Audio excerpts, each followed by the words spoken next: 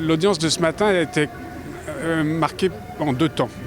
Un premier temps où il régnait beaucoup d'agitation suite aux nombreux incidents qui ont eu lieu au cours de l'audience, avec des arguments qui avaient d'ailleurs été déjà développés au cours de l'audience d'hier.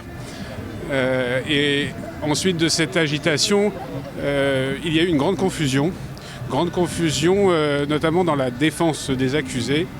Confusion d'un point de vue procédural parce qu'il semblerait que certains conseils des accusés ne remplissaient pas les conditions de forme pour représenter officiellement ces accusés.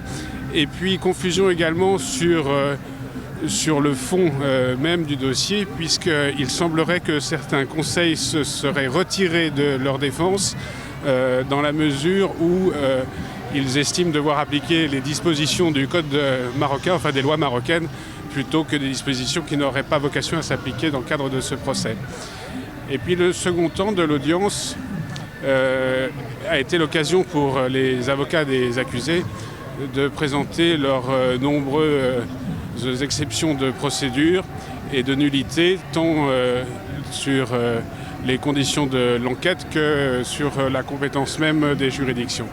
Et à cette occasion, le président a fait preuve d'une très grande patience, tant dans la première partie de l'audience avec cette agitation et cette confusion qui régnait dans la défense des accusés, et grande patience également pour écouter l'énoncé de l'ensemble de ces exceptions de nullité et de procédure soulevées par les conseils des accusés. L'audience a commencé de manière assez houleuse puisque les confrères étrangers ont pris la parole, ont débuté leur plaidoirie en mettant en doute la compétence de la Cour d'appel. Il est clair que la Cour a très bien réagi puisqu'elle a été assez ferme. Elle a dit que si les parties se retrouvaient devant la Cour d'appel de Salé, c'était selon les règles de droit du Code marocain et qu'il n'y avait pas à remettre en doute cela puisque la Cour d'appel ne répond qu'aux règles du droit marocain. Ensuite, il y a eu un petit problème de continuité, je dirais, dans la plaidoirie des avocats étrangers, dans la mesure où ils ne respectent pas toujours les conventions qui ont été signées entre le Maroc et la France. Et donc, je dirais que la Cour, de nouveau, a pris une bonne décision puisqu'elle a décidé de suspendre. Après la pause, je dirais que tout s'est remis en ordre puisque les débats ont été plus sereins.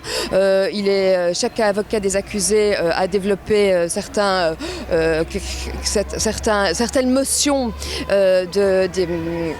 de non-recevabilité de certains arguments, mais ça, je dirais que voilà, ça fait partie de la défense des accusés et que là-dessus, la Cour n'a fait qu'apprécier et en tout cas écouter les arguments de part et d'autre et prendra sa décision dans l'arrêt qu'elle prononce. Nous sommes ici devant la Cour d'appel pour traiter de délits, de droit commun. Je pense que c'est pas le lieu ni l'endroit vraiment de politiser ces faits de droit commun.